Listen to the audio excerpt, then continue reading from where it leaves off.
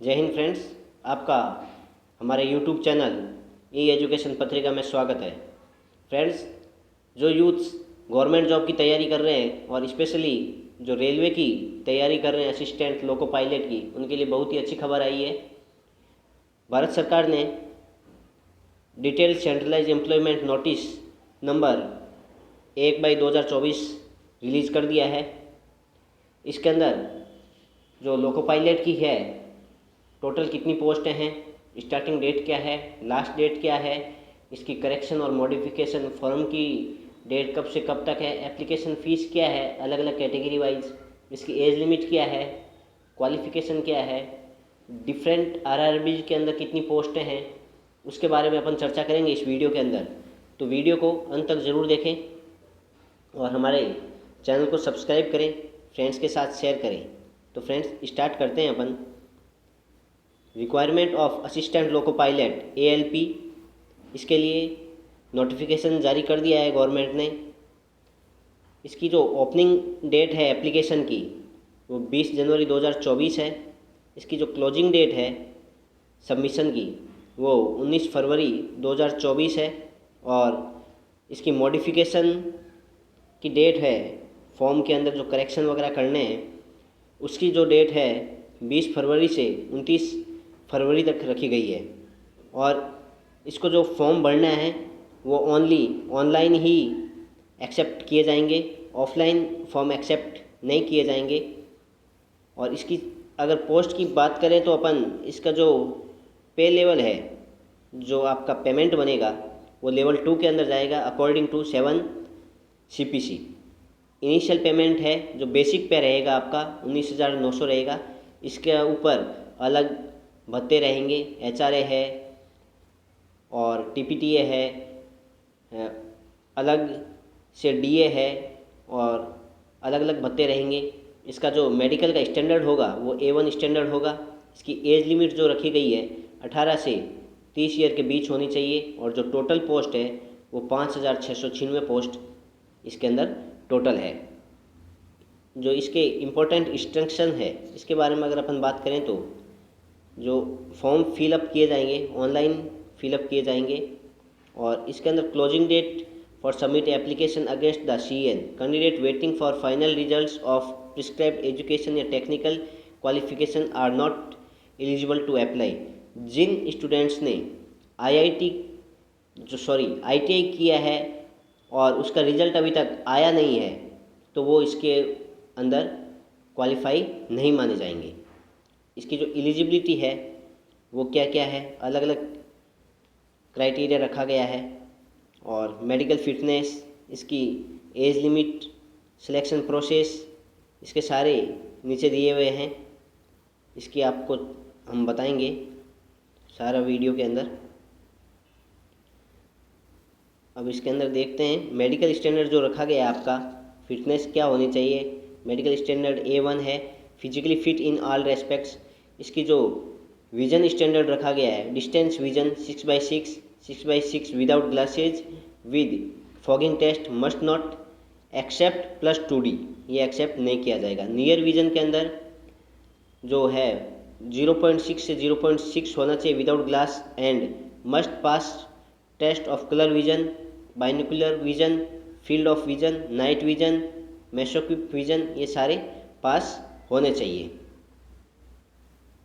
और नीचे अगर अपन देखें तो इसके अंदर जो नेशनलिटी है वो इंडियन होना चाहिए, नेपाल का है वो भी चलेगा, भूटान, और ये सारी रहती है। इसके अंदर जो एज लिमिट है वो क्या क्या है, एज लिमिट आपकी 18 से 30 ईयर होनी चाहिए। अलग अलग कैटेगरी को अलग अलग रिलैक्सेशन दे रखा है। SC/ST कैंडिडेट्स को 5 साल का है, OBC को 3 साल का है। एक्स सर्विसमैन जो है उनके लिए अलग अलग कैटेगरी वाइज, जैसे जनरल कैटेगरी के लिए 3 साल है, OBC के लिए 6 साल है और SC/ST के लिए 8 साल रखा गया है। और जो candidates who are serving group C और D के अंदर railway staff with minimum 3 year service, उनके लिए अलग अलग रिजर्वेशन है। जनरल कैटेगरी के लिए 40 साल, OBC के लिए 43 साल और SC/ST के लिए 45 साल रखा गया है। ये अलग अलग कैटेगरी वाइज एज रिलैक्सेशन रखा गया है। अब बात करें एज ग्रुप के अंदर 18 से 30 साल जनरल और EWS के लिए 2/7/1994 अपर लिमिट है, जो date of birth not before, इसके पहले का नहीं होना चाहिए। और नॉन क्रिमिलियर OBC के लिए 2/7/1991, SC ST के लिए 2/7/1989 रखी गई है। जो लोअर लिमिट है वो रखी गई है date of birth not after, इसके बाद का नहीं होना चाहिए, 1/7/2006 के बाद का नहीं होना चाहिए। अब जो एग्जामिनेशन फ़ीस है उसके बारे में अगर अपन चर्चा करें तो for all candidates except category mentioned below serial number 2 के अंदर रखी गई है। जो मतलब जनरल और OBC, क्रिमिलियर और EWS के जो बंदे हैं उनके लिए 500 रुपये फ़ीस है, और SC ST, ex serviceman, female, transgender, minority और इकोनॉमिक बैकवर्ड क्लास है उनके लिए 250 रुपये रखी गई है।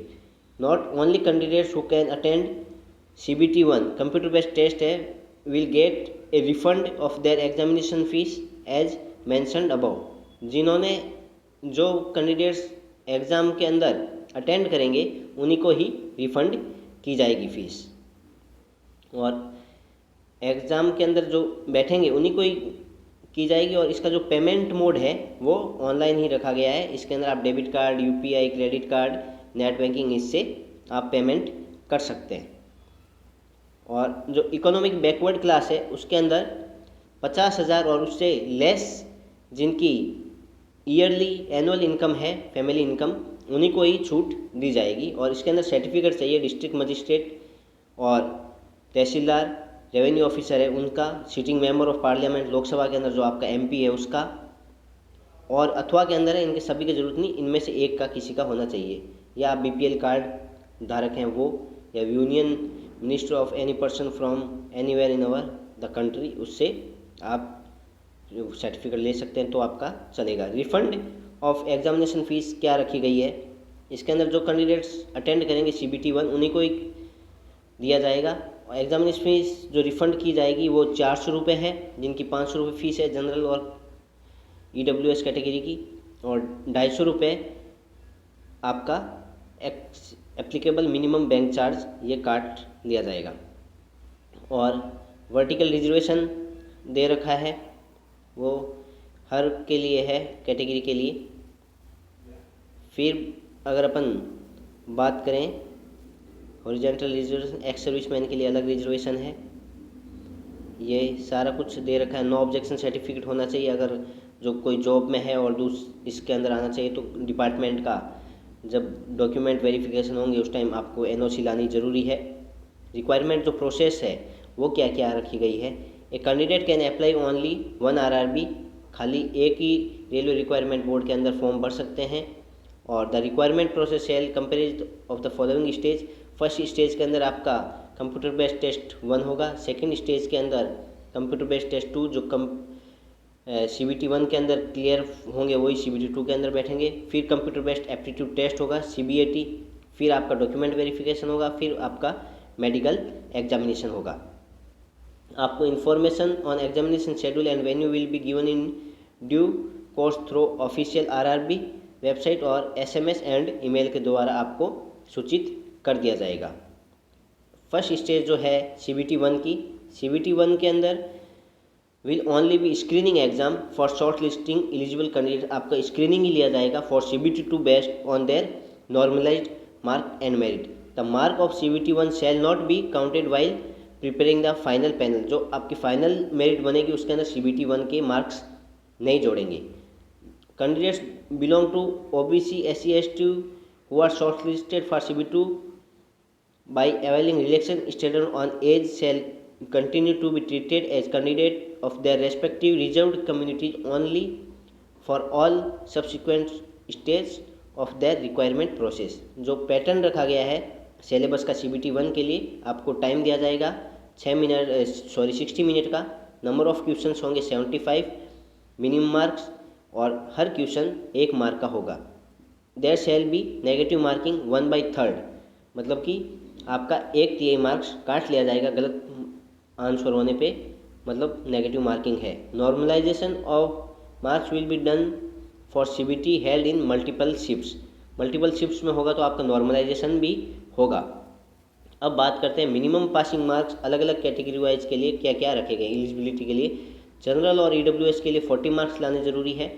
OBC नॉन क्रीमिलियर के लिए 30% मार्क, SC और के लिए 30% और ST के लिए 25% मार्क लाने ज़रूरी है मिनिमम। इससे कम मार्क्स वाले कैंडिडेट्स को पास नहीं किया जाएगा। The standard of questions of CBT 1 will be generally conformably with the educational standard and और मिनिमम टेक्निकल क्वालिफिकेशन, मतलब कि 10वीं पास और ITI बेस पे भर्ती है तो उसी लेवल के आपके क्वेश्चंस आएंगे। अब बात करते हैं इसके अंदर सिलेबस जो मैथमेटिक्स का है, number system, BODMAS, decimals, fractions, LCM, HCF, ratio and professional percentage, measurement, time and work, time and distance, simple and compound interest, profit and loss, algebra, geometric and trigonometric, elementary, statics, square root, age calculation, calendar and clock, pipes and cistern et cetera ये रखे गए। Mental ability के लिए analogy, alphabetic and numerical series, coding and decoding, mathematical operations, relationship, syllogism, jumbling, Venn diagram, data interpretation and sufficiency, conclusion and decision making, ये आपका syllabus है।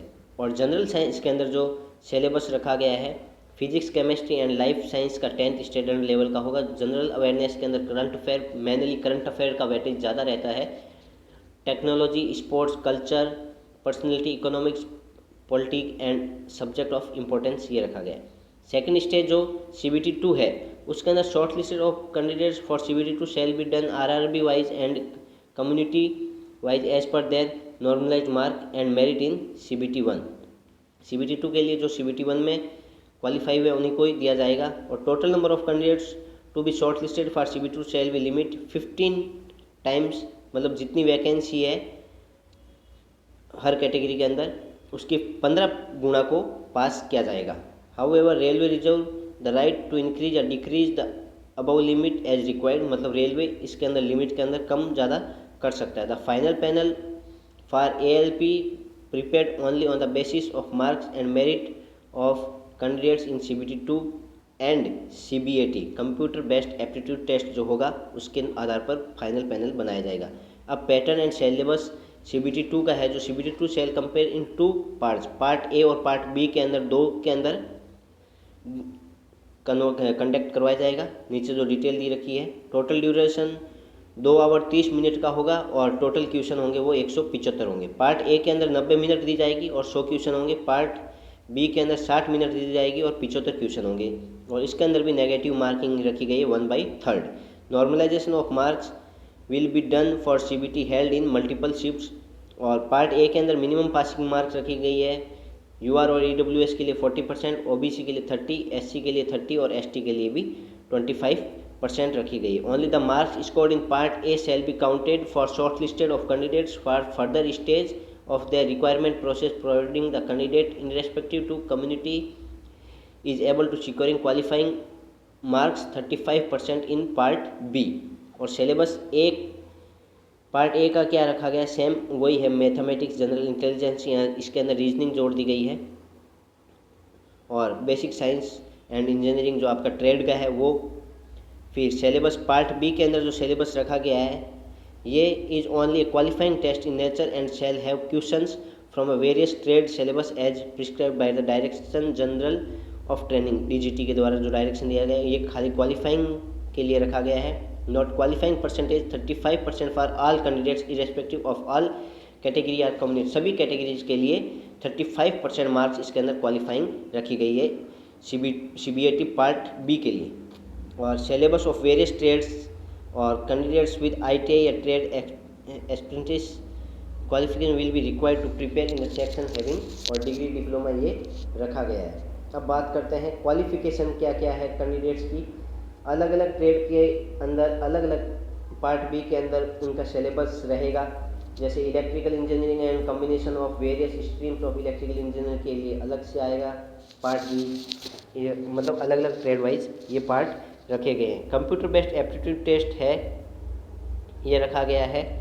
Qualifying marks all candidates of community must secure A minimum T score of 42 marks in each test battery separately to qualify in the CBAT।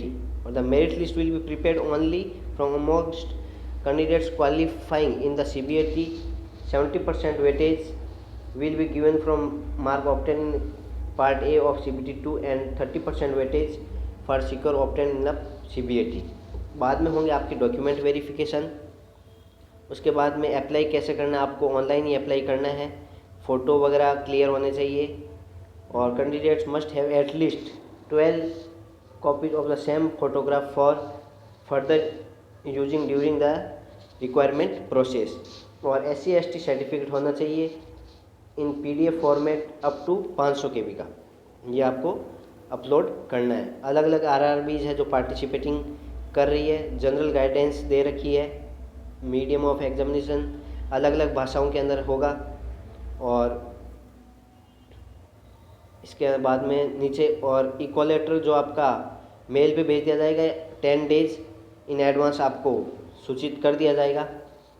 Verification of original document and format of certificate नीचे दे रखे हैं। वैसे आपको online हमने description box के अंदर link provide कर दिया गया है फॉर्म भरने के लिए, और अलग अलग रिलैक्सेशन दे रखी है। अब आपको ये बताया गया था क्वालिफ़िकेशन असिस्टेंट लोको पायलट की लेवल 2 के अंदर है, पे 19,900 ये बेसिक है।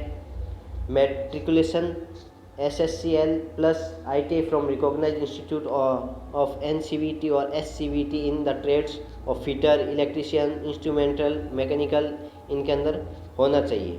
और नोट नीचे नोट दे रखा है, degree in the engineering discipline as above will also be applicable in lieu of diploma. Diploma की जगह ये भी हो सकता है। ये अलग अलग RRBs की अलग अलग वैकेंसीज दे रखी है। टोटल अहमदाबाद की 238 है, अजमेर की 228 है, बेंगलोर की 473 है, भोपाल की 219 है, WCR की और WR की 65 है।